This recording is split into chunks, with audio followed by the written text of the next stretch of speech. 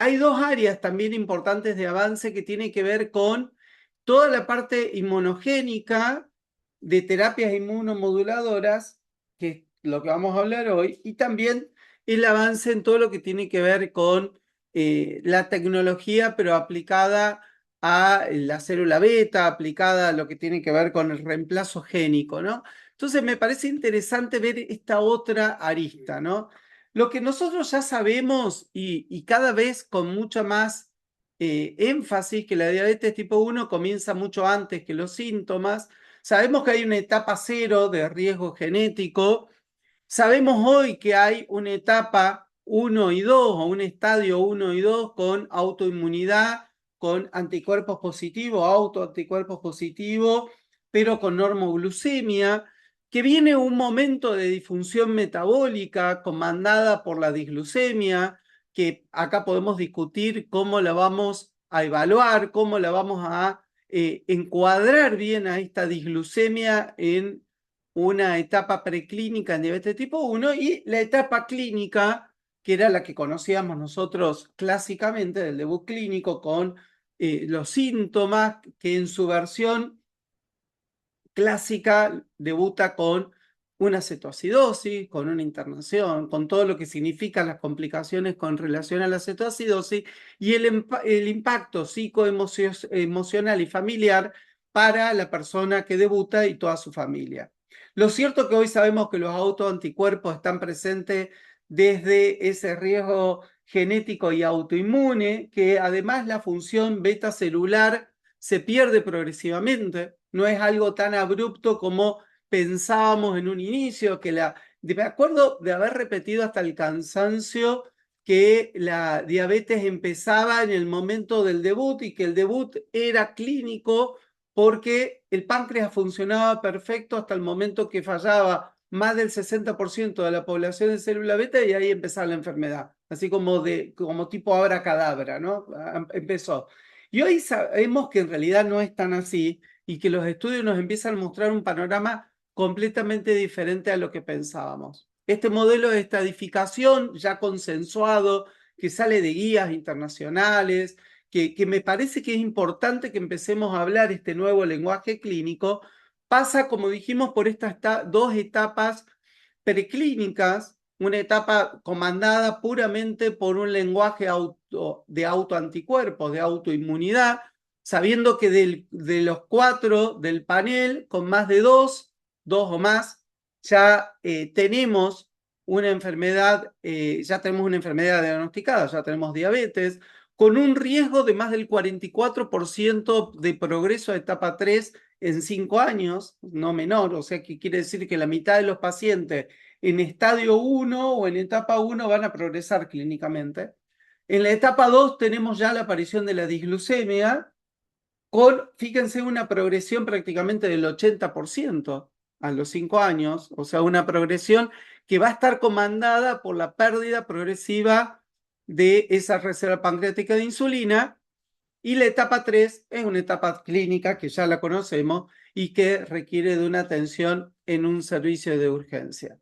Ahora, acá hay un dato muy importante que nos marcan hoy tanto Frida como Elsa, como los distintos, digamos, experiencias que se están haciendo a nivel mundial, sobre todo a nivel europeo y americano, en donde el 90% de los casos con diabetes tipo 1 son completamente impredecibles si evaluamos la historia clínica familiar. Y esto es, digamos, la base de lo que se pregona del testeo universal, así como se utilizan los autoanticuerpos para el tema tiroideo o para la enfermedad celíaca, hacerlo de manera de cribado universal, porque solamente el 10% de los pacientes diagnosticados tienen antecedentes familiares de diabetes. Es todo una hermosa discusión, pero la recomendación hoy es que la guía emergente recomienda el cribado poblacional y ya empezamos a tener bastante info con respecto a esto. Por supuesto, todavía no es lo que hoy podemos hacer en Argentina,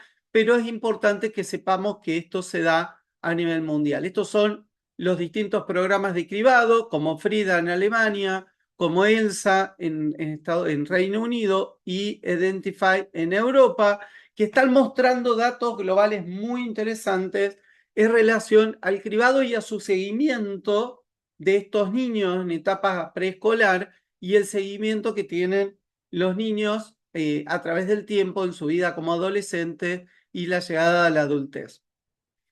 También hay algo muy interesante que tiene que ver con el puntaje de progresión, el PLS, que identifica subestadios dentro de la etapa presintomático. Este Progression Likelihood Score que se pregona o se empieza a trabajar a partir del estudio de Frida en Alemania, combina todos estos estudios inmunológicos y metabólicos para dejar de lado el concepto totalmente glucocéntrico, aún acá, en la necesidad para el diagnóstico, ¿no? De que esté presente sí o sí esta disglucemia del estadio 2 para el diagnóstico y poder evitar subtratamientos o subclasificación. Entonces, ellos toman un score de menos de 0.5 con un score bajo, pero un score en etapa 1 de 0.5 a 4 con un riesgo de progresión rápida que es interesante tenerlo en cuenta. Y dentro de esto ponen en la alerta metabólica cuando el paciente con el PLS en un score de más de 0.5 tiene una hemoglobina glicosilada de 5.7 o un aumento de más del 10% de la glicosilada en 2 mediciones consecutivas, predice un riesgo de progresión clínica cercano al 50%. O sea que bastante interesante, hay que ver cómo llevarlo a la práctica, todos estos puntajes, por supuesto, pero hoy como estudio epidemiológico dentro de Frida es muy importante en lo que tiene que ver con la reclasificación de estos subestadios. Entonces, ¿qué es lo que hoy hacemos o qué es lo que podemos hacer hoy en nuestros consultorios, en nuestros centros, para el dosaje de autoanticuerpos? Primero que nada, digamos, sospecharlo, solicitarlos y confirmar la autoinmunidad y el diagnóstico de diabetes con al menos 2 autoanticuerpos distintos. En esto es importante el panel de anti-GAD, IA2, antiinsulina y anti-zinc, confirmado en 2 muestras de sangre separada. El lema es por lo menos 2 autoanticuerpos, por lo menos en 2 muestras. Más que 2 muestras, debería ser también con 2 métodos distintos, lo cual ahí es donde nos empantanamos acá en Argentina, pero bueno, al menos 2 muestras. Luego viene la etapa de estadificación para buscar el compromiso metabólico con una PTOG, con la hemoglobina glicosilada, y en la monitorización entra lo importante del monitor continuo de glucosa con el tiempo en normoglucemia, ese tiempo entre 70 y 140, en donde sabemos que lo tenemos que tener mucho más de 90, de 95 a las personas normoglucémicas ahí. Cuando aparece un 10% del tiempo por arriba de 140, empiezo a monitorear, empiezo a sospechar que este paciente está cambiando de estadio y empieza a aparecer la disglucemia. Fíjense que cuando eso sucede, el riesgo de progresión al estadio clínico es muy alto en el siguiente año.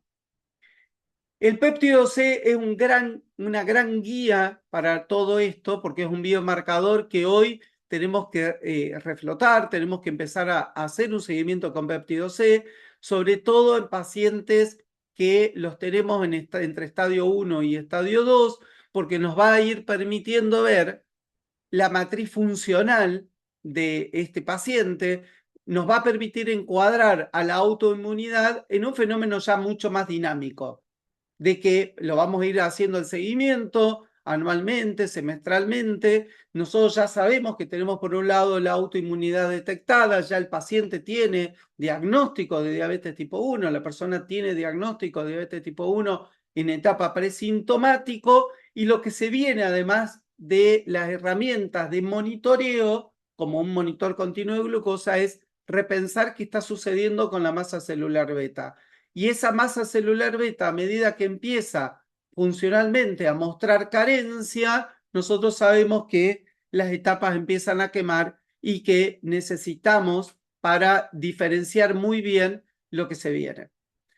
El valor clínico indiscutible es realmente interesante en lo que tiene que ver con el debut. Fíjense que lo que nos muestra Frida es que sin el cribado seguimos teniendo el 62% de etapa 3 que entran con cetoacidosis versus el cribado es un cachetazo realmente a la realidad, menos del 5%, evita el ingreso hospitalario traumático, menor glicosilada documentada. Esto siempre lo cuenta Pau en sus charlas y siempre me lo acuerdo porque ella muestra los estudios que las personas que no han sido cribadas entran con una glicosilada al debut, independientemente de la cetoacidosis, una glicosilada muy alta al debut, que condiciona todo el impacto y toda la historia natural de esa enfermedad en ese niño o en esa persona adulta. En cambio, los pacientes que ingresan, que llegan a la etapa 3 con, digamos, en Frida, lo que han mostrado es que el seguimiento y el diagnóstico, aún sin tratamiento inmunomodulador, hace que ese debut sea con una glicosilada mucho menor y eso obviamente va a condicionar también una mejor evolución en el tiempo. Y va a llevar a un mayor péptido C residual, lo cual obviamente tiene que ver con todo esto que venimos hablando. Por otro lado, el factor humano es muy importante, la psicología del cribado. Hay desafíos de ansiedad, de miedo a la incertidumbre, del riesgo del abandono psicológico, del seguimiento médico. Hay 75% de padres que mostraron síntomas de ansiedad tras el resultado de los autoanticuerpos, pero también acá hay un dato muy importante en los estudios que muestran que ese gran miedo inicial con el cribado se va diluyendo con el paso del tiempo en el primer año, en el segundo año postdiagnóstico de autoanticuerpos, y que es mucho más contenido que el impacto inicial del grupo de padres o del entorno familiar de aquella persona que debuta con un estadio 3 directamente. Y esto es muy interesante porque habla de la gran impacto de la educación y de la contención, y esta contención integral tiene que ser dada por todo el equipo de salud, incorporando a un psicólogo especializado y a un educador en diabetes especializado, ¿no? Por eso el soporte psicosocial es fundamental para mostrar esta mejoría de los números. Por eso el cambio de paradigma lleva de una crisis, de un caos total a una planificación, pensado en una diabetes tipo 1 tratada como un proceso crónico, detectable, estadificable, con un debut clínico monitoreado y planificado, con un ajuste psicológico escalonado y con fuerte impacto en la educación, y que habilita hoy también el acceso real a terapias inmunomoduladoras. Por eso es también importante que nosotros como médicos de adulto tengamos alerta clínica de que la diabetes tipo 1 en la etapa preclínica también existe en la vida del adulto. Y fíjense por qué se los nombro. Porque tenemos un error en la clasificación muy alto. 62% de los nuevos casos incidentes de diabetes tipo 1, tengamos en cuenta que se diagnostican en mayores de 20 años. La mitad total de ellos tienen diagnóstico clínico en la vida adulta de más de 30 años. Y fíjense que el 40% de las personas de más de 30 años son clasificados de manera errónea como personas con diabetes tipo 2 y por supuesto con tratamiento ineficaz con antidiabéticos clásicos como la metformina. Por eso es muy importante empezar a repensar a estos adultos que no están andando en los tratamientos, que no tienen las categorizaciones clínicas clásicas, no quedarnos con un anti-GAD, porque habitualmente pedimos un anti-GAD pensando que puede ser un LADA, no quedarnos con los anti-GAD, tratar de pedir no solo anti-GAD, tratar de pedir anti-zinc T8 porque es esencial para rescatar a los ceros negativos. Pedir un anti-IA2, el anti-IA2 es fundamental porque si yo llego a tener un anti-IA2 aún como único anticuerpo positivo, ese paciente va a andar muy mal. No solo tiene tipo 1, sino que va a evolucionar muy rápido por la presencia de IA2 en el panel. Si en cambio tiene un anti-GAD o tiene un anti-SIN, va a evolucionar de una manera mucho más larvada y tranquila que aquel paciente que tiene un anti-IA2. ¿Quién nos recomienda las guías ya desde el año pasado? La guía ADA este año lo volvió a refrendar esta herramienta ABC que tiene que ver con edades de menos de 35, que tengan otra enfermedad autoinmune asociada como enfermedad celíaca o tiroiditis Hashimoto, que tengan un IMC de menos de 25, puede tener antecedentes familiares, obviamente si los tiene suma, si no los tiene, recuerden que pueden no estar, que tenga un fracaso rápido al control metabólico esperado con antidiabéticos orales y que pueda a su vez también tener otras terapias biológicas, por ejemplo, distintas enfermedades o comorbilidades como otras enfermedades como artritis reumatoidea, terapias para tumores, etcétera, ¿no? Pero fundamentalmente, si tienen más de una de cualquiera de estas, ya tengo que sospechar. Fíjense, una, ¿sí? Más de una, ya tengo que sospechar. Y si pudiéramos hacer mucho más que solamente observar, esto es importante y detectar, tengan en cuenta que tengo una ventana fisiológica que sin detección temprana al momento del diagnóstico vamos a ir seguramente al estadio 3 y esa ventana metabólica ya se cerró. Hoy con etapa 1 o 2 detectada, puedo empezar a trabajar en educación de entrada, en lo psicológico. Recuerden esto que les dije de Frida, el paciente que debuta escrineado debuta con una hemoglobina glicosilada en su etapa 3, estoy hablando, mucho menor aquel que no fue escrineado y debuta directamente en un estadio 3. Entonces estoy hablando de tener un debut con una glicosilada entre 7 y 8 con un debut con una glicosilada de más de 10, que es un mundo de diferencia. Por eso es muy importante trabajar en todo esto para preservar la célula beta y poder tener mejor evolución de la enfermedad. Esto nos va a hablar hoy Pau, que ya quiero darles directamente el paso con ella. Y piensen que el retraso no es solamente ganar tiempo estadístico, el retraso significa una niñez o una adolescencia libre de una carga de enfermedad tremenda, un desarrollo con neurocognitivo intacto, sin crisis de hipoglucemia y realmente un tiempo muy precioso de adaptación para toda la familia y el entorno. Entonces, para terminar este primer bloque, la diabetes tipo 1 empieza realmente silenciosa. Cuando hablamos de una enfermedad silente, lo es, pero hoy tenemos marcadores como autoanticuerpos para poder hablar de riesgo. La estadificación es fundamental, es global, es mundial. Tenemos que aprender que hoy la enfermedad se enfoca de otra forma. El cribado salva verdaderamente vida. La atención en adultos tiene una herramienta que es el ABC, que es vital hoy para la sospecha y la clasificación correcta y que no nos pase de tener pacientes durante años en tratamiento como diabetes tipo 2 con fracaso terapéutico y la detección la tenemos que llevar a la acción, integrar los marcadores y el soporte psicosocial va a permitir habilitar hoy terapias inmunomoduladoras. Así que la diabetes ya no es solo una enfermedad de emergencia médica del debut, es un proceso detectable, estadificable e intervenible. Así que con gran gusto le doy el lugar a mi amiga, la doctora Paula Paz Poveda.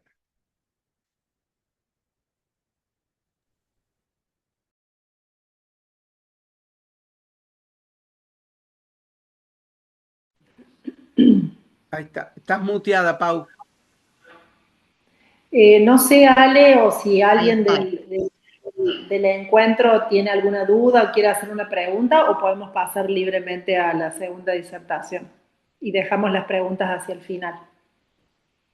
Como prefieran. Como quieran. Por ahí estaban insertas en el caso, pero también, obviamente, si alguien tiene alguna pregunta o que quiera preguntar algo ahora, está Bueno, buenísimo.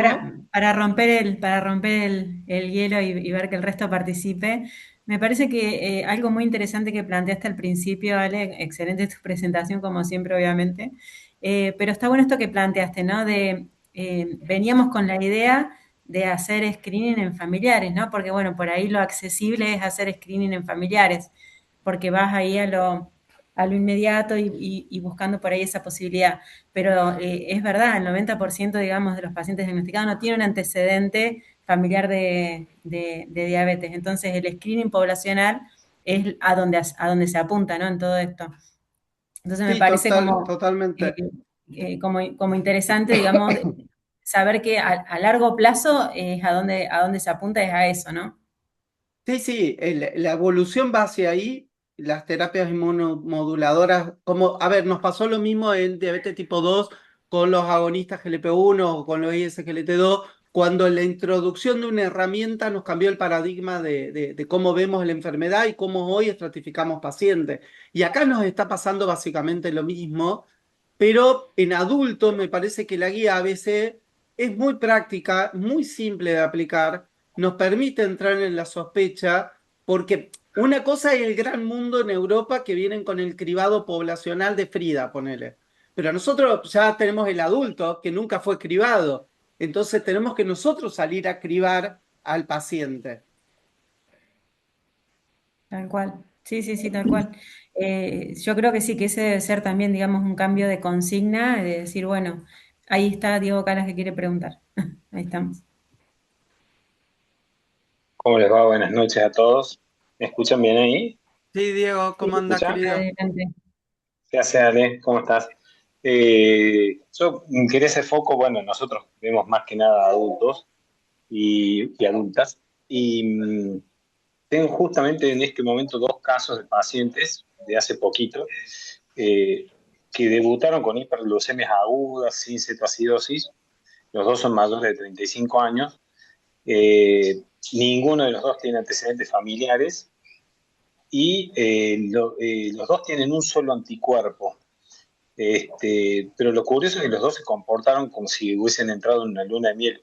Uno tiene, el más joven de los dos, tiene un NIA2 positivo, un título relativamente bajo, un poquito apenitas encima del corte, y el otro tiene una antiinsulina que yo tengo la sospecha de que en su hiperglucemia debut, que obligó a una internación porque fue es un caso un poco más complejo, porque un paciente que en realidad se interna por una crisis hipertensiva y ahí le detectan una insuficiencia renal crónica sin ningún antecedente previo de patología de ninguna clase. Se cae con un cuadro clínico descompensado a una guardia, lo terminan internando y se encuentran con la creatinina arriba de 2, 2,5, que llegó en un momento a 3, y desarrolla una hiperglucemia en la internación, que después se va normalizando con el paso del tiempo por la forma de presentación. Yo le pido los anticuerpos, ninguno de los dos puede pedir zinc T8,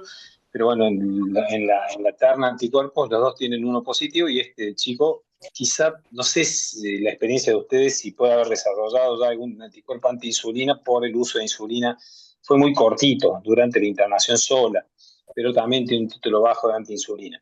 Y los dos se normalizaron, están euglucémicos, uno con terapia oral, está con sitagliptina, y el otro sin medicación, tiene valores normales, tiene realmente todo normal, glicosilada debajo de 5,7, bueno, pero era para comentar esos casos que me generaron un desafío a mí también, porque los dos tienen péptido C presente, a la mitad del rango también, o sea que es un poco controvertido, pero me lo evocaba este comentario que hiciste, Ale, de la presentación en adultos y lo que significa tener un anticuerpo positivo, ¿no? Seguro. Lo que pasa es Tienen, que en perdón, adultos, Diego, tienen un solo anticuerpo positivo, entonces no pudiste hacerle sí. los otros, los cuatro no pudiste hacerle. Le hice tres, a los dos le hice tres, y de los tres, o sea, le Pero hice bueno, IA2, GABA y antiinsulina. Y solamente uno tiene un antiinsulina bajito y el otro tiene un NICA, un antiislote positivo bajito. O sea, Pero tienen los un dos tienen anticuerpo positivo. positivo. Bien, Sí, yo, cada yo uno. en Sí, uno cada en uno. eso, a esos pacientes los voy a empezar a llamar como pacientes con autoinmunidad de Guarda la clasificación puerta, vos. incompleta. Así los voy a empezar a llamar no, hasta que los pueda enganchar en algún lugar. Pero esos grises en realidad Deja de los vamos complicarnos la vida ahí, me parece. bueno, pero Para es mí que es eso, autoinmune o no es autoinmune, o sea, esa es la no, sí. clasificación. O tenés sí, autoinmunidad o claro. no Bueno, tenés. pero hay falsos Autoinmuni- positivos. autoinmunidad está, en realidad, lo que tenés un solo anticuerpo hay que seguirlos chequeando y testeando, ¿no? Ahí, Pau, ibas a decir justo algo. Sí, no, que hicieron su debut Hicieron su clínico, debut. Diego. O Sí, sea, claro. tienen la hiperglucemia dada por Sí, sí, diagnóstico o sea, por ADA, con valores de glucemia para hacer diagnóstico de diabetes tipo 1. La diferencia en la evolución está a la edad que iniciaron tus pacientes, porque existen distintos endotipos. No es lo mismo iniciar una diabetes a los 3 años que a los 20. Eso hay estudios de cortes histopatológicos que evalúan el islote pancreático, y en estos pacientes que inician la diabetes en la etapa adulta, la diabetes tipo 1, hay muchas menos células citotóxicas y hay muchos más linfocitos tipo helper, que son los que pelean con los citotóxicos para dar el periodo de remisión. Entonces, para mí tus pacientes están en periodo de remisión, pero yo no dudaría de la diabetes tipo 1. Vos sabés que, perdón, Sobre todo, en el más joven de los dos coincido en el que tiene ICA positivo, sí. El otro, porque este chico no estuvo sometido a una situación de estrés tan grande como el otro entró en un cuadro de insuficiencia renal, deshidratado, realmente estaba quemado, tuvo un estrés clínico importantísimo con esa internación. O sea, hubo otra situación, está bien, desarrolló una hiperglucemia importante, pero viste que nosotros somos muy generadores de hiperglucemias iatrogénicas en naciones cuando se trata bueno, en la espera penitencia pasa. Obviamente tiene que haber hay una predisposición clara a manejar mal, metabolizar mal los hidratos, Sí. personas que hacen hiperglucemia tanto, pero estuvo sometido a un estrés muy grande y eso es lo que me deja duda en el que tiene el anti-insulina positivo. lo Más que de decía, 14 haberse días, normalizado tan rápido. con más de 14 días ya te puede dar un anticuerpo antiinsulina, depende de los días que hayas Bueno, estado usando insulina ahí y le hayas pedido después. Tuvo una internación larga.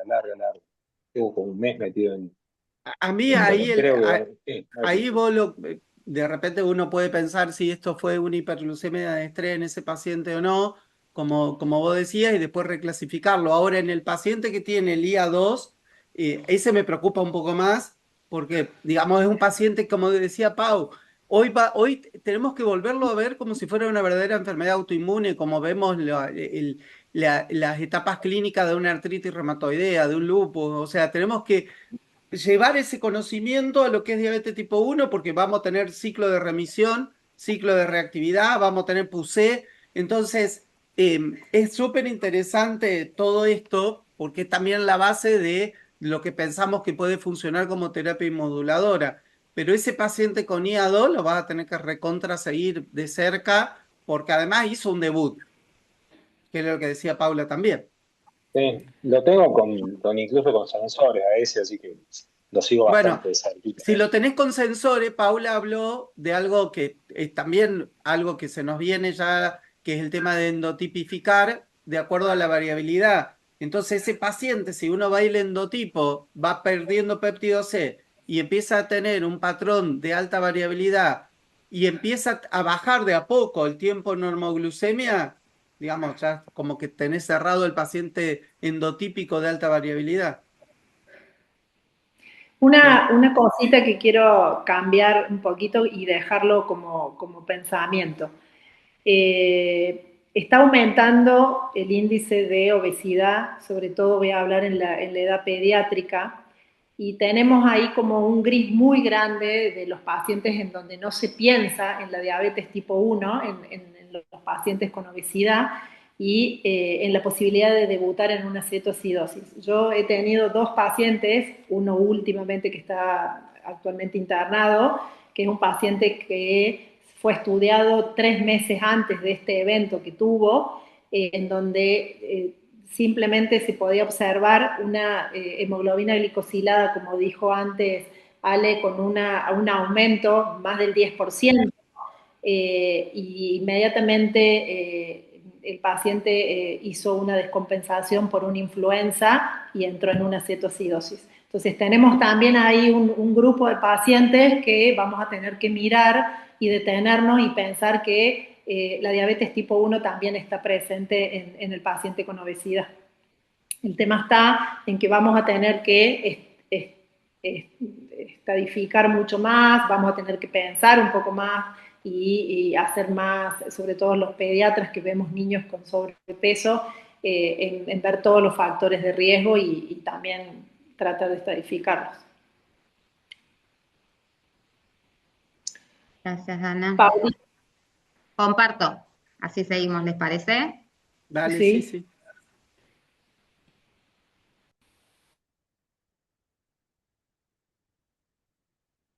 Bueno. Bueno, muchísimas gracias por esta invitación. A mí es un tema que me gusta mucho y muchas gracias a Lidana por hacerme compartir esta actividad con ustedes y a toda el Comité de la Sociedad de Córdoba. Muy bien lo dijo Lali, no me voy a detener, solamente pensar, ¿no?, que nuestro nuevo objetivo terapéutico en diabetes tipo 1 está dentro de esta ventana silenciosa, esta progresión por los estadios que tanto nos habló el Ale, y es en lo que estamos apuntando en los últimos años todos los que hacemos diabetes tipo 1. Un poquito para refrescar lo que es la patogenia de la diabetes tipo 1, porque es importante tenerla en cuenta, porque todos estos nuevos fármacos inmunomoduladores van a tener implicancia en las distintas vías de la patogenia de la diabetes. Esta progresión, esta transición por los estadios, es como un efecto dominó. Una vez que se inicia este daño inicial de esa célula beta que está inmersa en ese ambiente inflamatorio que la está estresando, comienza esta cascada autoinmunitaria que no se detiene hasta la última ficha, ¿no? Donde se produce la destrucción masiva de la célula beta y la necesidad de insulina exógena para la supervivencia. Sabemos que cualquier persona que se encuentre con una predisposición genética, tanto por contar con los genes HLA de riesgo, con los haplotipos de riesgo de R3, de R4, de Q2, de Q8, que más del 50% están implicados en estos, aunque también tenemos genes no HLA, cuando están inmersos junto a factores ambientales como virus, que no podemos definir uno específicamente porque hay varios en estudios, el enterovirus, el Coxsackie, el rotavirus, o la incorporación de la alimentación en el periodo del lactante, de la proteína de la leche de vaca antes del año de edad, del gluten antes de los 3 meses, ¿no? Son distintos factores ambientales que van a generar un ambiente de estrés y primer daño a la célula beta, y es cuando la célula beta libera sus primeros autoantígenos al sistema inmune. Estos son presentados a los linfocitos T, CD4 y CD8, y esto no se detiene acá, porque el sistema inmune no se satisface solo con responder, sino que hay una amplificación de esa respuesta inmunitaria, ¿no?, donde la célula se autoexpresa de estos autoantígenos, se forman cada vez más inmunocomplejos, y para terminar desencadenando la apoptosis final por parte de los linfocitos TCD8 citotóxicos, que son los principales destructores de la célula beta. Entonces, con esto que nos contó Alejandro, que es importante identificar a las personas con estos autoanticuerpos, es porque nos están hablando de que el fuego se ha iniciado. Estos autoanticuerpos es como el humo, pero el incendio y el fuego, la destrucción, lo producen los linfocitos T, CD8, y hoy podemos descubrirlo muchos años antes, identificando estos autoanticuerpos, pidiendo el screening para diabetes tipo 1. Y un siglo después de la insulina, nosotros sabemos que los resultados metabólicos de las personas con diabetes tipo 1 siguen siendo subóptimos, ¿no? Pocas personas logran, tanto niños como adultos, llegar a los tiempos en rangos de objetivos terapéuticos. Y quizás estos tiempos en rango, con la incorporación de la tecnología avanzada de los últimos años, han mejorado, ¿no? Pero persiste la carga en la vida de las personas con diabetes tipo 1. Y sabemos que tienen una menor expectativa de vida, sobre todo aquellos diagnosticados en los primeros años de vida. ¿Y esto a qué se debe? A lo que hablaba Ale recién, ¿no? Si bien la insulina exógena nosotros sabemos que es un insumo vital y que es esencial para el tratamiento de nuestros pacientes, la insulina exógena es incapaz de igualar esta regulación precisa de la insulina endógena, principalmente por su administración. Su administración es subcutánea, sabemos que tiene una absorción variable, ya no nos permite recuperar la concentración de insulina intraportal. Hay una falta de interacción con otras hormonas como el glucagón, las sincretinas, tampoco coordina con el ritmo circadiano y con el valor de glucosa en tiempo real de esa persona. Por lo que, como muy bien dijo Alejandro, la cantidad de célula beta funcionando va a determinar el curso de viaje y la evolución de esta persona con diabetes tipo 1. y cuanto más temprano podamos hacer el diagnóstico, sabemos que más cantidad de células beta funcionales vamos a tener.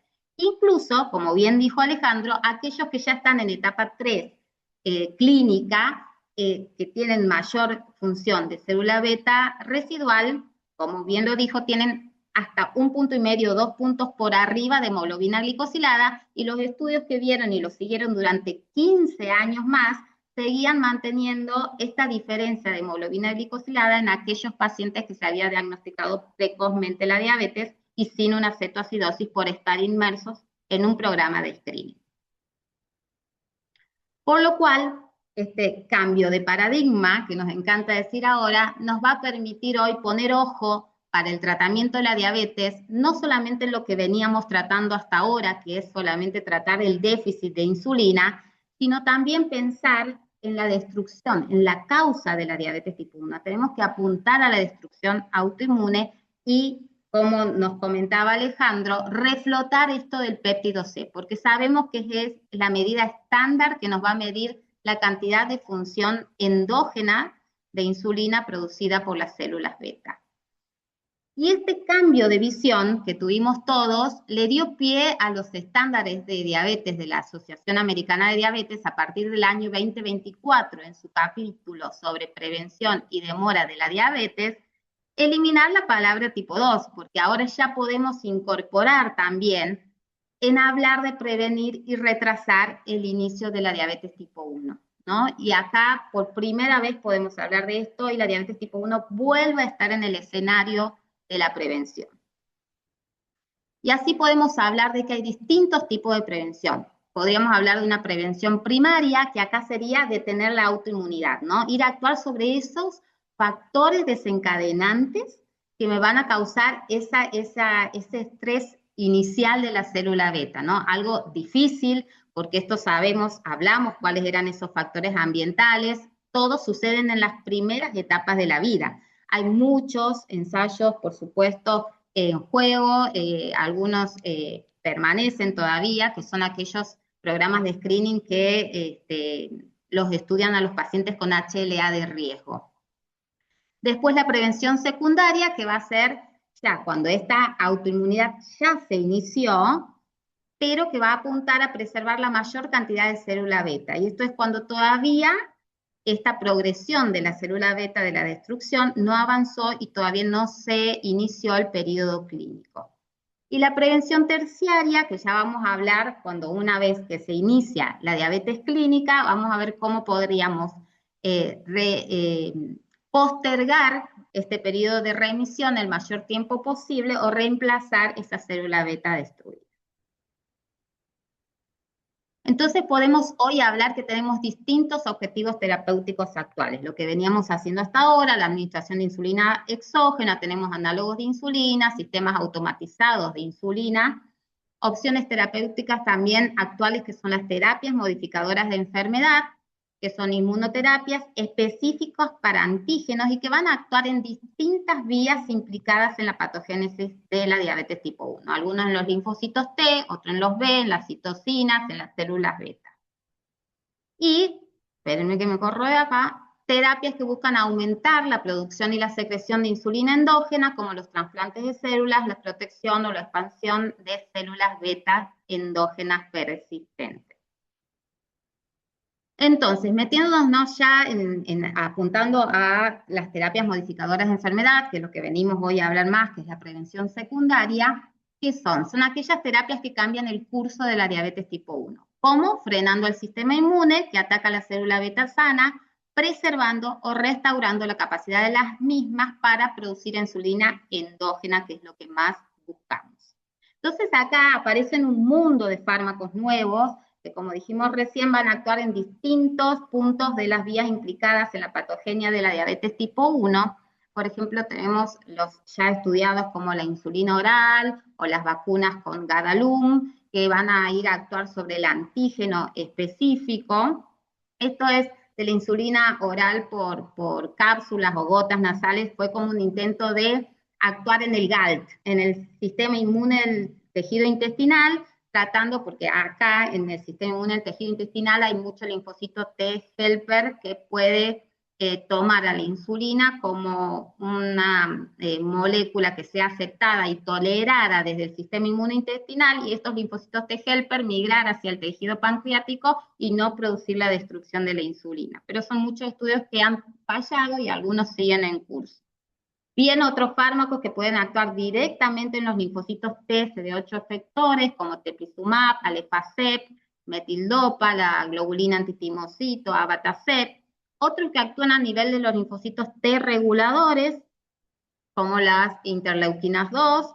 También tenemos que actúan a nivel de la célula B, como por ejemplo el rituximab, en estas células B que se comportan como presentadoras de antígenos y formación de inmunos complejos, y también agentes que actúan directamente en la célula beta, como el verapamilo, que es uno de los más conocidos, o Gleevec. Vamos a dirigirnos directamente a lo que hoy es la única molécula aprobada en estadio 2, estos pacientes que nombró Alejandro que tienen diabetes, diagnóstico de diabetes tipo 1 por tener 2 autoanticuerpos positivos más una disglucemia, es decir, personas que tienen un riesgo inminente, ¿no? Ya estando con disglucemia, un riesgo inminente de progresión al estadio 3 clínico.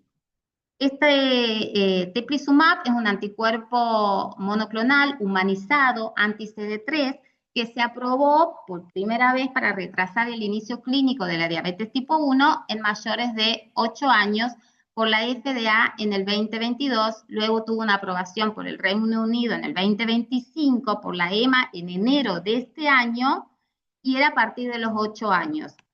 Y recientemente en abril, la FDA aprobó también su uso a partir del año de edad. ¿Cómo es el mecanismo de acción? Teplizumab se une al CD3. El CD3 es una coproteína que está unida al receptor de los linfocitos T y que es clave para enviar las señales al interior del linfocito. Envía señal cuando el receptor encuentra un antígeno al que hay que destruir. Este CD3 envía una señal al interior del linfocito. ¿Qué hace teplizumab? Se une a este CD3 y su mecanismo de acción es un agonista parcial. ¿Por qué? Los estimulan los linfocitos T, empieza a enviar una señal y los hiperactiva, pero con una señal muy débil. Por lo tanto, los termina agotando por la debilidad de su señal y termina produciendo unos linfocitos anérgicos que son incapaces de cumplir su actividad biológica de destrucción de las células beta. Y esto le da tiempo a que los linfocitos T reguladores puedan aumentar en cantidad y producir un periodo de remisión o de menor destrucción de célula beta.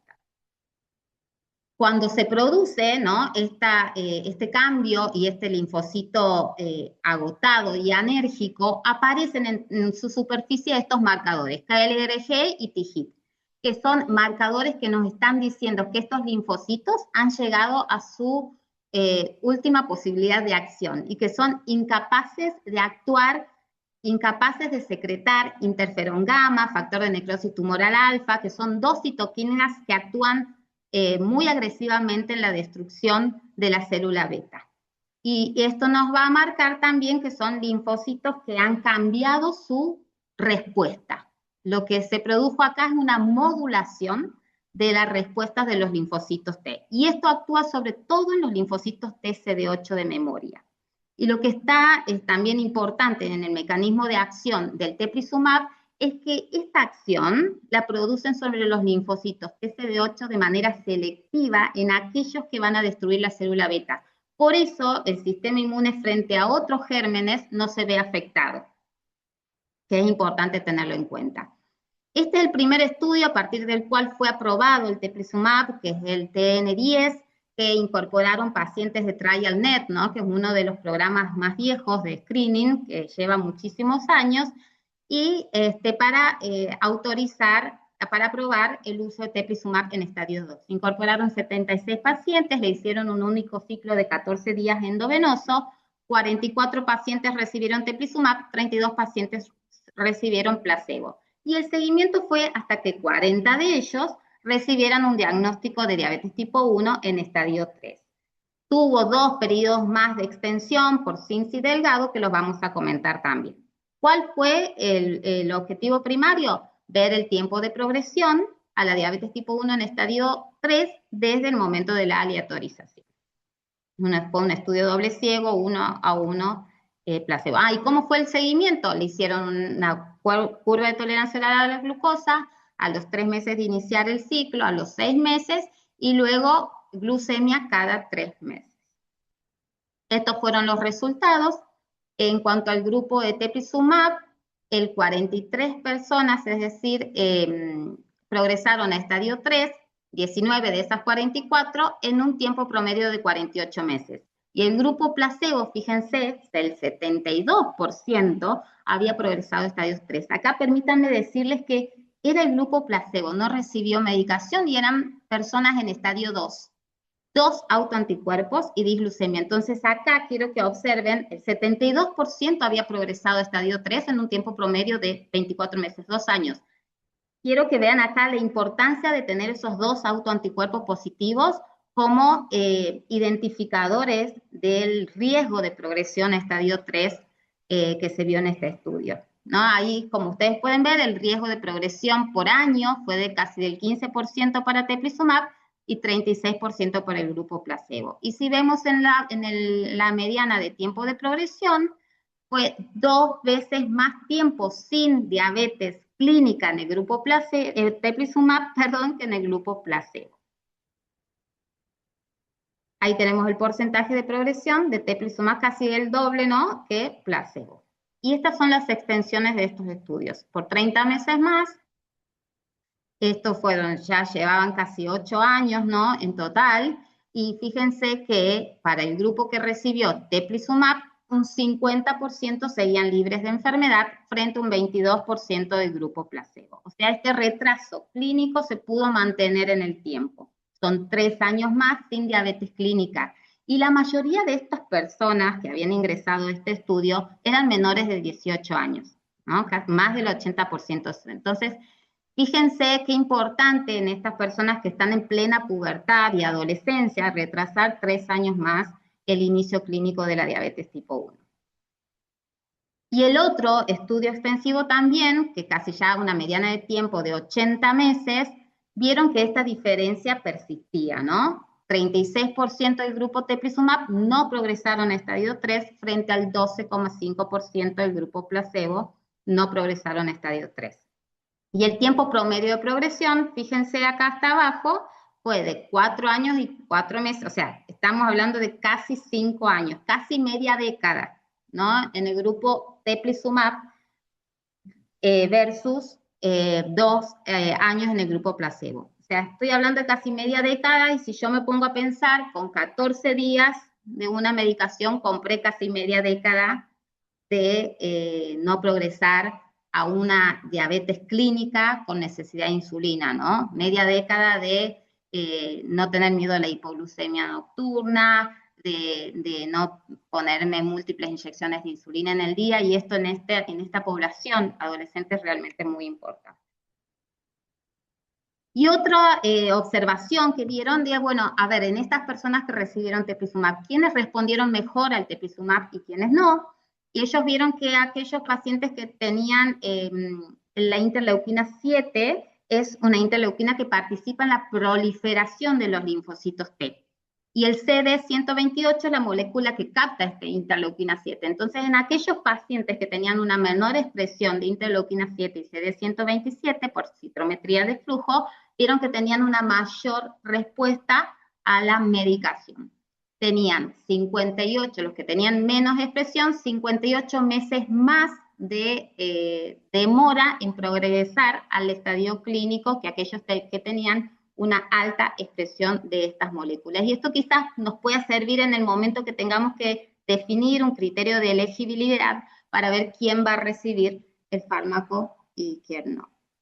Otras cosas que vieron también que es importante tener en cuenta, si tenemos la posibilidad de saber qué HLA tiene ese paciente, vemos que compararon y los que tenían mayor respuesta son los que tenían un HLDR4 presente, un HLDR3 ausente y el SINT8 ausente, ¿no? Con diferencias en cuanto a la respuesta al uso de teplizumab. Un poco para hablar de los efectos adversos, todos sabemos que teplizumab, la reacción adversa más frecuente es la linfopenia, es lo esperable, está dentro de su mecanismo de acción, y el 75% de los participantes presentó linfopenia en los primeros 30 días. El nadir fue al día número 5, pero se resolvió al día 45 en todos los participantes, excepto en uno, que retornó a la normalidad al día 105. Y unos apuntes para cuando podamos empezar. Por suerte ya saben que en Argentina hay algunos centros que se encuentran con algunos estudios de investigación para el uso de teplizumab en estadio 3. Todavía no tenemos esa aprobación en ese estadio, pero son los proyectos que se encuentran iniciándose en nuestro país. En algunos centros, acá en Córdoba, estamos próximos a iniciar en Clínica Reina Fabiola. Entonces, estaría bueno ir teniendo algunos puntos en cuenta respecto a teplizumab. Hay que hacer un chequeo previo antes de comenzar, evaluar no deberíamos empezar si tenemos linfocitos menores a 1000, bueno, esto por ahí, si lo quieren guardar, hemoglobina inferior a 10, plaquetas menores a 150.000, son puntos de corte a partir del cual no deberíamos iniciar, por supuesto, como ustedes ven, por las consecuencias y las reacciones adversas propias del teplizumab. En cuanto a la vacunación, también tenemos que tener en cuenta, sobre todo pensando en pediatría, no administrar las vacunas a virus vivus 8 semanas previas, durante y hasta 52 semanas posteriores, tampoco virus inactivados o por ARN mensajero, 2 semanas previas, durante y hasta 6 semanas posteriores. No hay datos sobre embarazo y lactancia, por lo cual deberíamos evitar el embarazo hasta 30 días posterior a su administración, y la lactancia tampoco durante y hasta 20 días posterior a su ciclo de 14 días.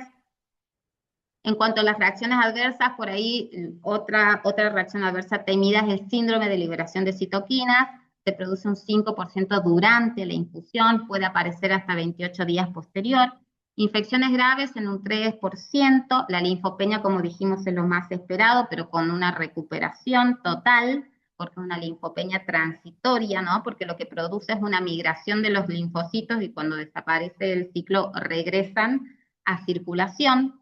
La linfopenia grave menor a 500 es muy baja, menor al 1%, pero sí debemos suspender su infusión si esta persiste más de una semana, o si hay síntomas de hipersensibilidad grave, ¿no? Con angioedema, exantema, o sea, broncoespasmo y demás. Estos son los síntomas que podemos presentar si hay un síndrome de liberación de citoquinas, ¿no? Fiebre, náuseas, fatiga, aumento de transaminasas, de hiperbilirrubinemia. Entonces, en los primeros 5 días se hace mucho el control de las transaminasas. Si hay una liberación de citoquinas, van a estar 5 veces aumentadas, la bilirrubina 3 veces aumentadas. Tenemos que suspender la infusión hasta que se recupere, y luego podemos completar sí los 14 días para completar el ciclo. Como tratamiento se usan antihistamínicos, antipiréticos y antieméticos. Estos son datos que se dieron en ATT este año de los primeros 1000 pacientes que recibieron a nivel mundial teplizumab en los distintos ensayos clínicos en estadio 2 y en estadio 3. Y como ustedes ven, todas las reacciones adversas estuvieron relacionadas con médula ósea o con reacciones en piel, pero las graves, como infección acá abajo, 0,2%, o liberación de citoquinas menor al 1%. Y por último, les muestro el estudio PETIT, que fue a partir del cual pudieron aprobar su uso en menores de 8 años. Estos incorporaron, si bien son poquitos, un N muy poquito, pero quisieron evaluar la tolerabilidad, la seguridad y la farmacocinética, si era real en menores de 8 que en mayores de 8 años. Es un estudio que todavía no ha terminado, pero sí largaron los primeros resultados. También fue un curso de 14 días, y ellos vieron que casi un 90% tenían de probabilidad estimada de no progresar en aquellos pacientes que recibieron teplizumab. Progresaron solamente 2 pacientes en este periodo de seguimiento. Y en cuanto a las reacciones adversas, fíjense cómo acá, en los más chiquititos, la reacción adversa más frecuente fueron las gastrointestinales, ¿no? Y acá un poquito se preocuparon por decir, bueno, ¿será tóxica en los nenes más chiquititos? Uno podría pensarlo porque a menor metros cuadrados, ¿no? Menor superficie corporal podría haber mayor toxicidad de la droga, pero no, porque evaluaron las cifras de eliminación de la droga y fueron similares a los niños mayores de 8 años y lo adjudicaron a que los nenes más chiquitos neurocognitivamente no avisan a tiempo cuando sienten náuseas o malestar, entonces tienen un mayor porcentaje de reacciones adversas gastrointestinales. Síndrome de liberación de citoquinas en un solo niño, pero fue leve, ni siquiera tuvieron que interrumpir la infusión.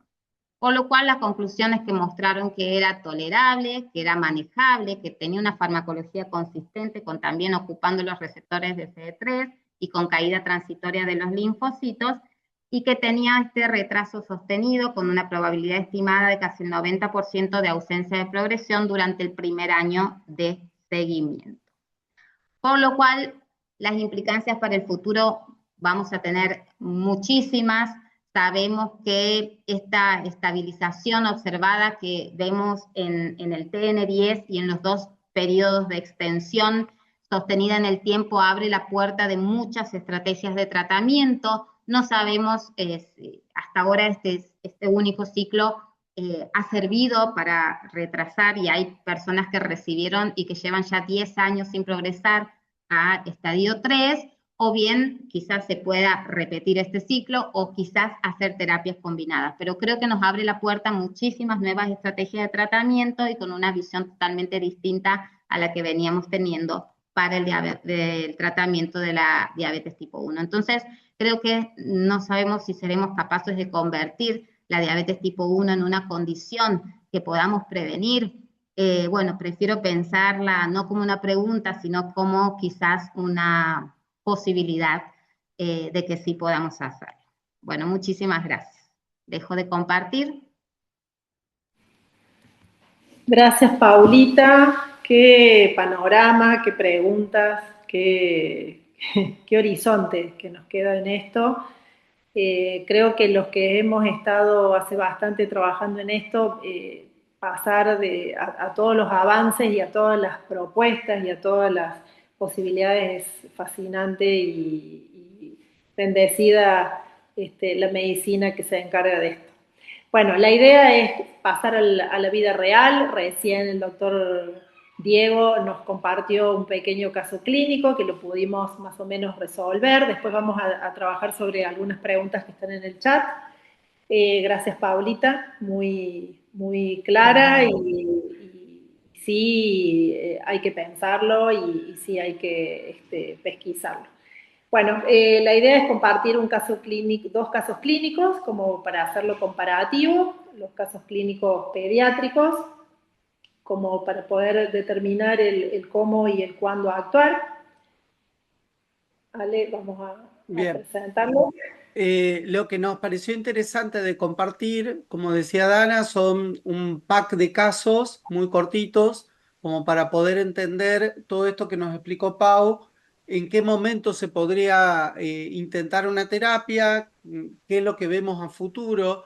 Para eso, dejarles solamente estas dos diapos para que quede como un resumen, un toolkit. Acuérdense que lo primero que hacemos frente a la sospecha de lo que ya charlamos es confirmar la autoinmunidad con el pack de los 4 autoanticuerpos. Lo ideal sería poder hacer dos pruebas, o sea, dos anticuerpos, dos pruebas, siempre como la mnemotecnia. Luego estadificarlo con la PTOG, con la glicosilada, con el péptido C, inclusive en pacientes que sigamos teniendo sospecha y tienen autoanticuerpos negativos, seguir pidiendo el péptido C es una buena forma de seguir evaluando masa celular y luego monitorear la progresión. Ya estuvimos hablando de la importancia del tiempo en normoglucemia. Y algo que siempre es importante rescatar de cómo hacer el seguimiento.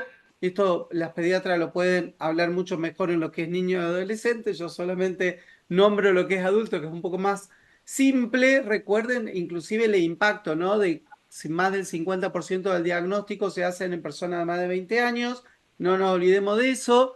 Tengamos en cuenta, esto lo preguntaban recién en el chat, si tengo un solo anticuerpo positivo, se hace el testeo de este preestadio 1 cada 3 años, con la gran importancia si eso es un IA2, tengámoslo siempre presente. Yo revisaría péptido C anualmente en esos pacientes, por más que los autoanticuerpos los repitamos cada 3 años, porque seguramente nos vamos a encontrar con otro panorama.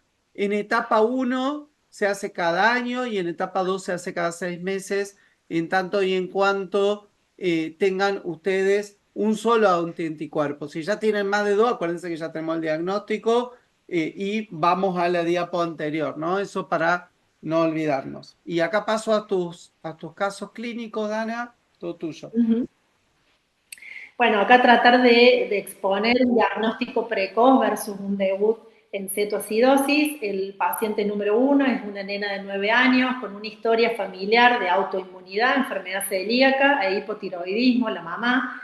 La niña en realidad lo que presenta fue una pesquisa en una consulta por un laboratorio que se hizo por un dolor abdominal, una niña que consulta por constipación, dolor abdominal crónico, en donde se le pide un laboratorio de rutina y ante la situación de ese laboratorio que se puede objetivar, la glucemia fue uno de los valores que nos llamó la atención. Se repitieron, como hacemos siempre, doble valor de glucemia, no usamos uno solo, se le pide una hemoglobina glicosilada donde tenía un valor inicial de 7, adjuntamos el péptido C y un valor inicial de 1.43. Pudimos hacer, también podemos contar que estamos en una era de poder pedir anticuerpos. Hace 5, 6, 7 años atrás,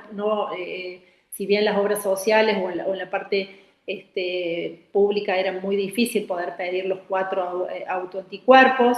En esta niña pudimos hacerlo y fueron positivos el anti-GAD y el SINT8.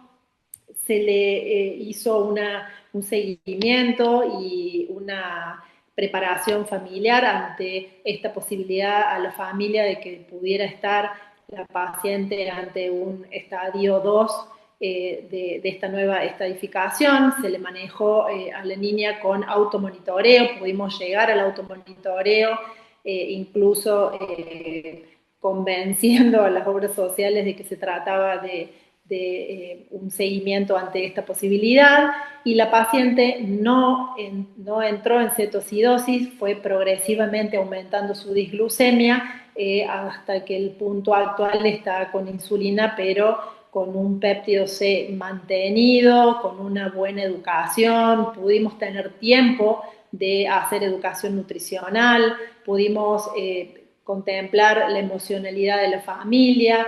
Ale en una de las presentaciones contó que es muy importante que al principio cualquier diagnóstico, aunque sea posiblemente me vaya a pasar, es bastante estresante para la familia, pero no es lo mismo que encontrarse en una terapia o con un niño que se encuentra en un estado crítico. Después podremos charlar y podemos dar algún concepto o si me quieren preguntar un poco más sobre este caso, pero bueno, felizmente la paciente no entró en cetoacidosis.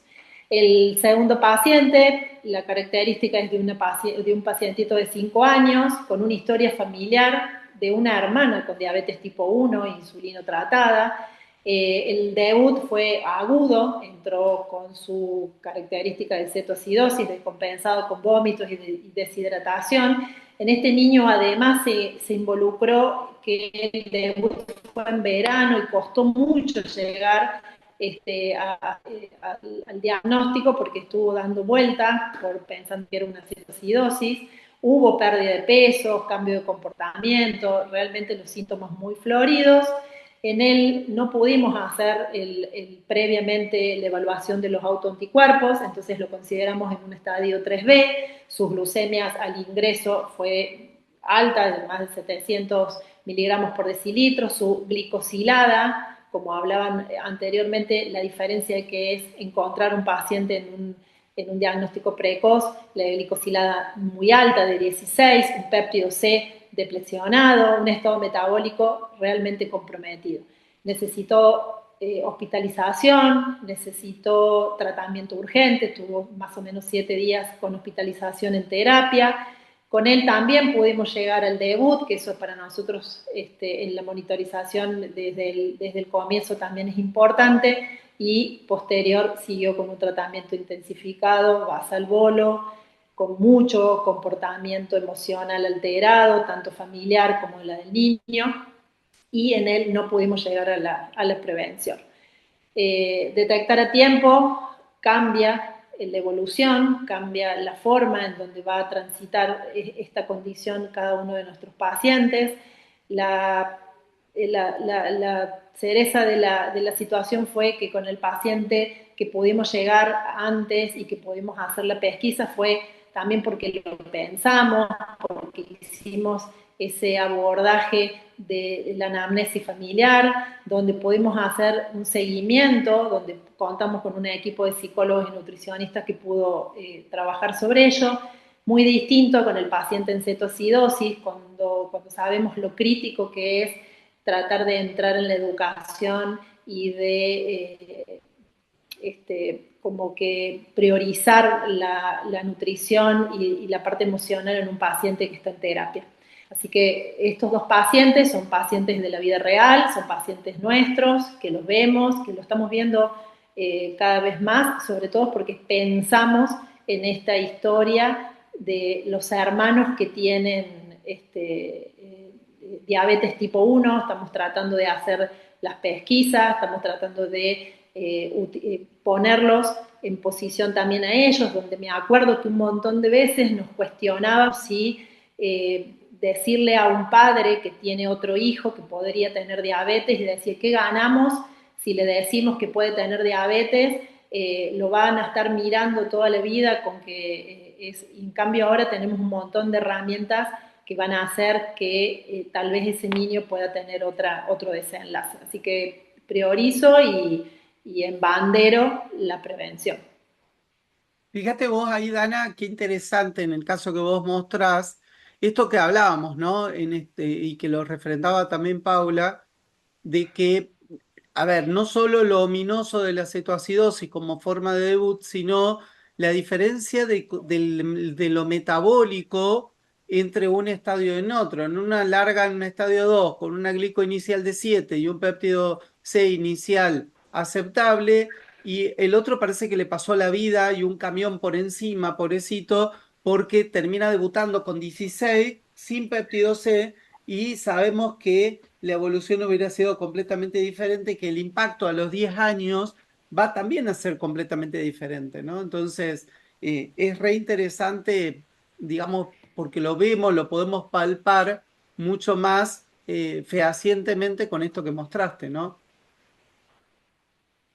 Y bueno, y acá tenés algunas preguntas que te preparamos ahí para vos y para Paula, que son las pediatras que nos están hablando en esto, ¿no? De decir, bueno, a ver, ¿pesquisaría los autoanticuerpos en un paciente pediátrico asintomático con antecedentes de enfermedades autoinmunes en la paciente, por ejemplo, basado en el paciente uno?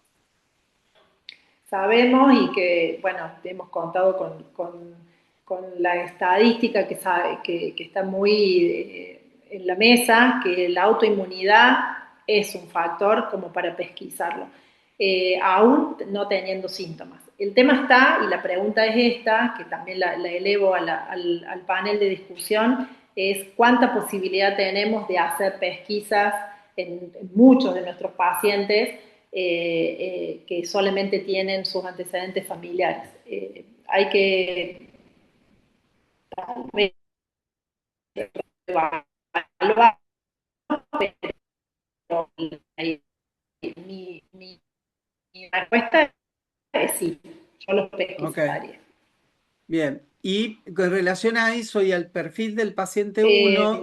Con respecto a la otra pregunta, la otra pregunta tenía autoinmunidad muy marcada, tenía enfermedad celíaca y tenía enfermedad de Hashimoto, entonces tenemos una paciente con un alto riesgo de autoinmunidad familiar. Bien, perfecto. ¿Y qué papel le das al monitor continuo de glucosa en la paciente uno? ¿Podría Para nosotros, ayudarlo? sí, sí, primero que para el seguimiento de esa paciente fue dos características. Enseñarle a un paciente que no tiene diagnóstico de diabetes fue un desafío, ¿sí? Sabemos que el monitoreo para nosotros es una herramienta, pero que en un paciente que no tiene una disglucemia muy marcada fue un desafío para enseñarles, para mostrarles cómo era el variable, qué es lo que había que tener en cuenta, pero en este paciente a mí me sirvió porque pudimos ver evolutivamente cómo sus glucemias iban cambiando y nos permitió llegar a que ese paciente no se descompensara porque sus glucemias fueron aumentando hasta llegar a la necesidad de una insulina. Literalmente ese paciente está con insulina basal muy bajita, hace un control nutricional y de actividad física muy bueno, que eso también lo ayudó un montón. A esa paciente se le diagnosticó enfermedad celíaca también, entonces esa tormenta inmunológica que transitó en ese momento lo pudo transitar con diabetológica. Yo no sé si Diego ha soy levantado yo. la mano ahí. Dale, Diego. Por ahí, fíjate, Dana, que me parece que se te escucha entrecortada. Quizás que si apagas la cámara se te escuche mejor. Perfecto. Creo Diego, que Pregunto, Diego, no sé si no quedó. sí, yo Sí, preguntaba, ¿qué criterios hace para empezar la insulinoterapia? O sea, ¿con qué valores de monitoreo continuo empezaste con ese basal bajito y qué basal, cuál es el mínimo basal que usas en una paciente de esas características? y empezamos cuando sus glucemias en ayunas empezaron a estar más elevadas, más de 140, donde cada vez que hacía una excursión postprandial sus glucemias superaban los 200, donde sus comidas habituales no había excursión hasta que empezó a excursionar con valores superiores a 180. Empezamos con una insulina de 2 unidades, ¿sí? En ella podemos usar una glargina con 2 unidades diarias. En este momento, ya de esto pasó ya casi 2 años, está con 4 unidades de basal con correcciones postprandiales. Ya utiliza insulinización la niña y se insuliniza sola. Así empezamos, Diego. ¿Puedo contar otro caso mío? O sea, caso. no, claro, Diego, contalo. No quiero ser denso yo. No, no, No, no, adelante, no, digo, si sirve para no, que no. aprendamos todos, sí. Sí, es la idea de la Sí. interacción. Este es un caso que yo lo comenté con Pauli, se lo comenté hace un tiempo y estuvimos a punto ella estuvo a punto de gestionar un tratamiento compasivo con Tepli, pero cuando revisó el caso se dio con que estaba en estadio 3A, así que no pudimos darle esa posibilidad. Y es una chica de 16 años que debutó, bueno, claramente con hiperglucemia, o sea, no hizo cetoacidosis nunca, este, porque tenía un contexto familiar que le ayudó mucho. El abuelo es paciente mío, el abuelo es el paciente que yo presenté con el síndrome de Tolosa-Sam, que es un caso en un midón, tiene una infiltración granulomatosa del seno cavernoso, y que curó el cuadro con corticoides de altas dosis. Y bueno, casualmente esta chica hace el debut con hiperglucemia y como en la familia tenían los medidores de glucosa, están como acostumbrados, empezaron les llamó la atención la sintomatología, empezaron a medir la glucosa y nunca hizo cetoacidosis porque le mejoraron la alimentación, la llevaron a una guardia y ahí nomás la derivaron a mi consultorio. Esta nena tiene dos anticuerpos positivos, a títulos bastante altos, y con la dieta sola normalizó las situaciones, la verdad. no me permitieron poner el monitor ya, pero estamos haciendo este monitoreo bastante frecuente, pero tiene basales bastante buenas, glucemias basales bastante buenas en ayunas, siempre alrededor de 100, pero tiene excursiones postprandiales que llegan a 200, superan 200, pero con cargas significativas de hidrato de carbono en la dieta, o sea, no hace este, hiperglucemia con todos los, con cualquier tipo de comida con hidrato. Por ejemplo, el día que me vio, anteayer,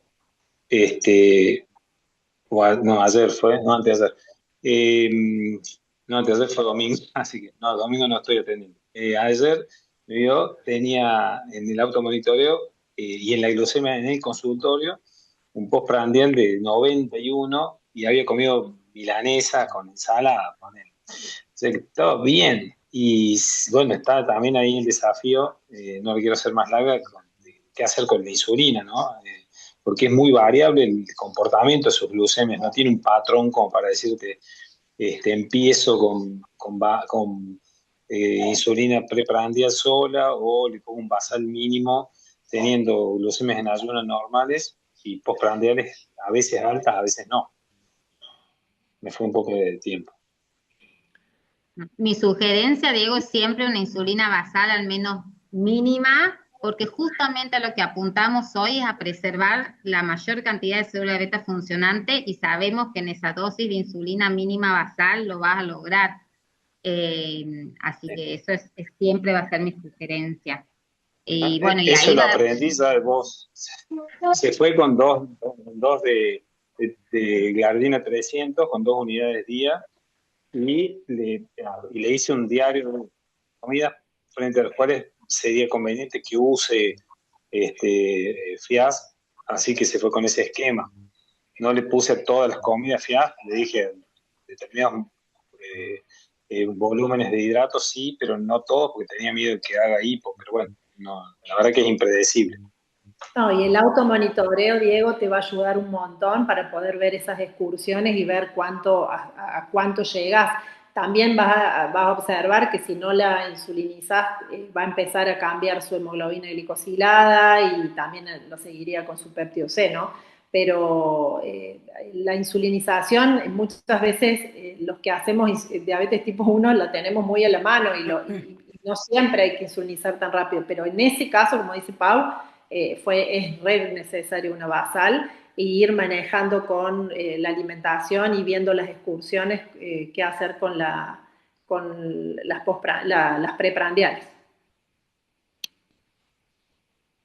Buenísimo, Avanzo, chicos, gracias. avanzo para presentar los últimos casos, así contestamos las últimas preguntas. Dana, ¿te parece? Sí, perfecto. Dale. Entonces, yo les muestro otros dos casos que también estamos viendo en consultorio, para que también repensemos cuál de ellos les parece a ustedes que puedan tener criterios hoy de uso de tratamiento con teplizumab. Ya que lo estamos haciendo interactivo, a ver, hagamos una votación en el chat. ¿Qué les parece? ¿El caso A o el caso B? De acuerdo a lo que charlamos con Paula recién y con Dana, ¿qué les parece que puede ser hoy candidato a un tratamiento inmunomodulador? A ver, si uno lo tuviera que indicar, ¿en A o en B? ¿Qué les parece? Según los criterios actuales. A ver. Ahí fíjense que el paciente A, Martina, tiene 34 años, tiene un hermano con diabetes tipo 1, tiene criterios ABC, fíjense que tiene menos de 25, glucosa en ayunas normal, glicosilada normal. Se le hace un paneo, tiene GADA positivo y A2 positivo y un péptido C normal. Y Rodrigo, que tiene 40 años, viene a la consulta porque el padre tiene diabetes y encontró en un chequeo de rutina que tenía una glucemia alterada en ayunos y tiene 27 de IMC, tiene glucosa de 112 en ayuna, la glicosilada de 5,9, un GADA positivo, un IA2 positivo y un zinc 8 positivo, con un péptido C debajo del límite normal. A ver quiénes apuestan. Bien. Acá estoy Hay chusmeando. muchos que dicen A, hay muchos que dicen B, hay muchos, hay mitad y Bien, mitad. mitad y mitad. Bueno, vamos a ver qué le podemos ofrecer y en qué estadio están. ¿Sí? En el caso de Martina, vemos que tiene, tiene los dos autoanticuerpos positivos y tiene una glucosa de 92 y una glicosilada de 5,4. Y en el caso B, dijimos, tiene tres autoanticuerpos positivos, un péptido C bajo, una glucosa en ayuno alterada y una glicosilada en 5,9. ¿Qué te parece, doctora Povedano, en qué estadio están nuestros pacientes? ¿Qué opinión Bueno, podés darnos? ahí yo puse B porque el paciente B está con disglucemia, ¿no? Y ya nos habla de un estadio 2 y en realidad hoy la aprobación de uso de teplizumab es para pacientes en estadio 2 con disglucemia. Bien, perfecto. Entonces, Ahí el doctor Caras nos quiere preguntar si nos quiere complicar preguntando si se beneficiarán los dos. No lo sabemos claro, aún, no lo doctor Caras. sabemos. pero, pero bueno, no hay tanto donde actuar quizás todavía en el estadio 1, así que El estadio por 1 ahora. va a haber que seguirlo igual que el estadio 2, ¿no? Pero bueno, habrá que ir viendo todos los criterios que hablamos recién del monitoreo, de los cambios de porcentaje en la glicosilada, etcétera. Pero lo cierto es que el caso de Martina es una etapa 1. Recuerden que el riesgo de progresión en etapa 3 del 44% en 3 años, 3 a 5 años, y el caso B de Rodrigo es más complejo porque tiene más de dos autoanticuerpos, tiene diglucemia y además tiene un péptido C que está por debajo del límite. Entonces ya estamos viendo que quizás nos está empezando a marcar ese IA2 que les decía al inicio, que está consumiendo muy rápido la reserva de insulina y es un paciente sumamente candidato hoy a la terapia inmunomoduladora. Entonces, haciendo el chequeo, recuerden que ambos pacientes tienen diabetes tipo 1, uno está en etapa 1, otro está en etapa 2, eso para que tengamos en cuenta. Y Rodrigo hoy cumple los criterios para el uso de teplizumab, para que digamos, en base a lo que nos mostró. Y tratamos de hacer una línea temporal con Rodrigo, iniciando teplizumab, ¿qué podemos esperar con él? Fíjense que él iniciaría con el ciclo 14 días, una etapa 2 confirmada. A los 6 meses deberíamos hacer monitoreo metabólico, además de todo lo que contó Paula, que vamos a hacer al inicio. Y lo que nos dice hoy la bibliografía es que podríamos estar retrasando entre 3 y 5 años la progresión a la etapa 3 y que esto abre una puerta interesante de repensar si podrá haber a futuro un segundo ciclo, si vendrán terapias combinadas con teplizumab y se hará un rescate de estos pacientes cuando vaya cayendo el péptido C o empieza a aparecer la diglucemia de vuelta. Lo cierto es que no lo sabemos. Sí sabemos que la preservación de célula beta hoy está marcada, que estos pacientes evolucionan con mucha mejor reserva de insulina, con mejor control inicial, sin la cetoacidosis, con menor necesidad de insulina basal. O sea que esto da mucho para hablar a futuro. Así que un poquito lo dejo acá por si hay preguntas Ya y que dejo de ahí, Ale, compartir. una cosita para agregar del péptido C, que ahora le estamos dando importancia otra vez, tener en cuenta que por ahí un péptido C bajo que se acompañe de algún aumento de glicosilada de un 10% en el tiempo, de alguna disglucemia, bueno, hiperglucemia sí, pero por ahí el péptido C bajo solo no, porque recuerden, si un péptido C está normal o alto, quizás nos habla de que hay una buena cantidad de célula beta funcionante, pero un péptido C bajo y solo ese parámetro también nos puede estar avisando que está en ayunas el paciente, ¿no? Porque recuerden que para la Totalmente. secreción de péptido C necesitamos también la presencia de glucosa, ¿no? En sangre. Entonces, muchas veces nos puede dar como ahí. Si podemos hacerlo junto siempre que el paciente tenga una glucemia en ayunas no mayor a 200, y si podemos hacerlo con una curva de tolerancia oral a la glucosa en estos pacientes que lo tenemos en seguimiento, puede servir Sería lo también. ideal. Sí. Inclusive si tenemos a la mano, también, si bien son cosas que uno va sumando de la práctica en diabetes tipo 1 en estadio 3 o inclusive en tipo 2, cuando empezamos a sumar la experiencia de monitor continuo, es muy interesante, pero hoy no podemos hablar, como vos bien decías, de un solo método de seguimiento. Vamos a tener que usar varios métodos combinados, Sí. péptido C, glicosilada, PTOG de vuelta, y sobre todo en los casos que más duda uno vaya teniendo, ¿no? Inclusive va a haber que adiestrarse en identificar el paso de estadio, ¿no? Sí, Sobre ahí nos todo sirve el monitoreo. Ahí, sí. ahí nos sirve ese más del 10% por encima de 140 nos habla de progresión a estadio 3, de riesgo, de progresión pronto al... Totalmente. Y ahí volvemos a hablar de los glucotipos. Sí. Así que bueno, no sé, Dana, ¿alguna pregunta que haya quedado pendiente? Está silenciada, Dana. Mira, acabo de verlo del Pepe Vargas. Sí, sí, yo también lo acabo de ver, lo iba a Qué, saludar. qué Qué lindo verte, bien. Pepe. Un lujo. Bueno, una de las preguntas que estaba en Hola, el chat, hola, muchas gracias. Qué Me lindo. alegro de verlo a usted. Un abrazo Dale, grande, Pepe. dale, igualmente. decía que una de las preguntas del chat es ¿cuál sería la diferencia ahora entre diabetes 1 en adultos con respecto al LADA? Y puede ser la forma de presentación, el LADA debut más lento o menos anticuerpos generados, menos anticuerpos, generalmente GADA en LADA. Ale, si quieres Bueno, contestar. diría, le voy a dar el lugar a Pau porque lo venimos discutiendo hace un tiempo, y tenemos opiniones, pero yo digo, es la pregunta, ¿no? Con signos con mayúscula.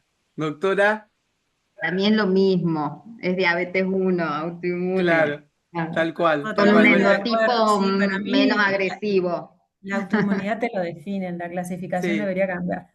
sí, yo creo que sí, yo creo que va a cambiar, yo creo que a futuro va a cambiar. Eh, hoy, por lo que estamos hablando y en realidad las formas de presentación, uno siempre buscó inclusive el ADA con GAD. Imagínate hoy pensar no sé, en IA positivo, como hablaba Diego del caso de él, que tenía un IA2 positivo como único autoanticuerpo, por lo menos de los testeados, y uno dice que me parece que ya el diagnóstico de diabetes tipo 1 engloba todo esto, ¿no? Y vamos a tener que hablar de endotipo, y vamos a tener que hablar de variabilidad en cada subgrupo, y van a Pero tener yo, que mira, ser, yo recuerdo a Ale, o sea, Frechel hablando de esto, de autoinmunidad y diciendo debería ser diabetes autoinmune o no autoinmune, ¿viste? claro, tal cual. Y Y sí, hace, no sé, 20 años más o menos que viene diciendo lo sí, mismo. Y yo digo, ¿qué es lo que apuró que empezáramos a cambiar la clasificación? Que tenemos un tratamiento. y Porque sí, antes tal cual. o sea, no te cambiaba nada porque no tenías nada para intervenir antes. Y ahora, ¿qué aceleró este cambio de clasificación? Y que tenés a disposición un medicamento para esos estadios. Antes no lo tenías. Entonces, que rápidamente cambió la clasificación, ¿no? Totalmente. Tal Sí. cual, Sí. tal cual. De hecho, lo que vamos a estar viendo ahora a futuro, un futuro muy próximo, es que gracias al monitoreo continuo de glucosa, gracias a todo lo que vamos aprendiendo de reserva pancreática, vamos a empezar a ver que de acuerdo al nivel de variabilidad y a la reserva pancreática, va a ser justamente la subclasificación que vamos a ir teniendo, ¿no? De estos estadios. Así que va a ser súper interesante. Y creo que se viene también, me parece, como para charlar una nueva etapa de como médicos diabetólogos, o sea, vamos a ser diabetólogos intervencionistas, ¿no? Porque estamos hablando de una infusión, un paciente que tiene que estar en un hospital de día, vamos a tener que familiarizarnos con tener, digamos, un hospital de día en nuestros lugares de trabajo, de tener eso acondicionado para los pacientes.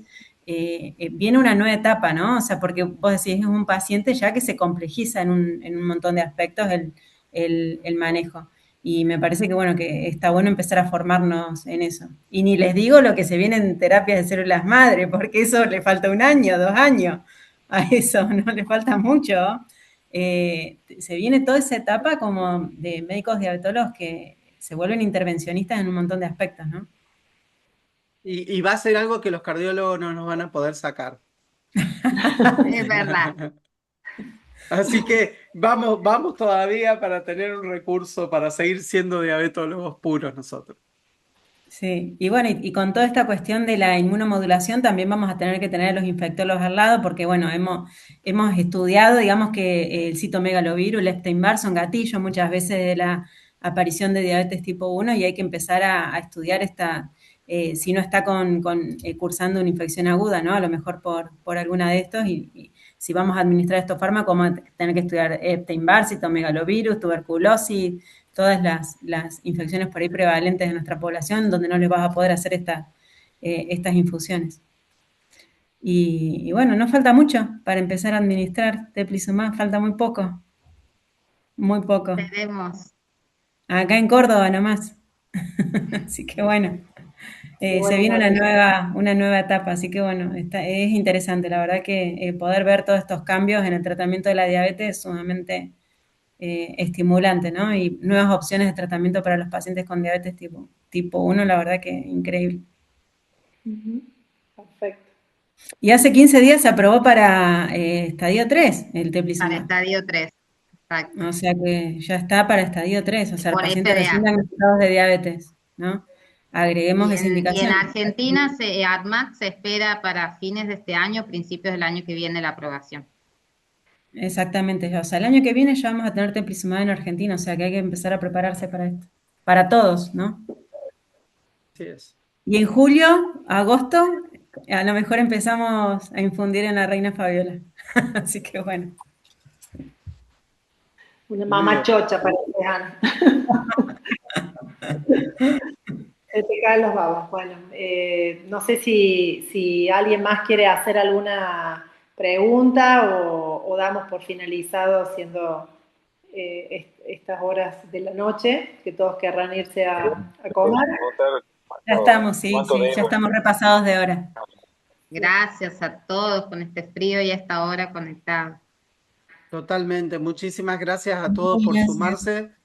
Gracias, Pauli. Gracias, Dana. Gracias, María. Todo el resto. Chau.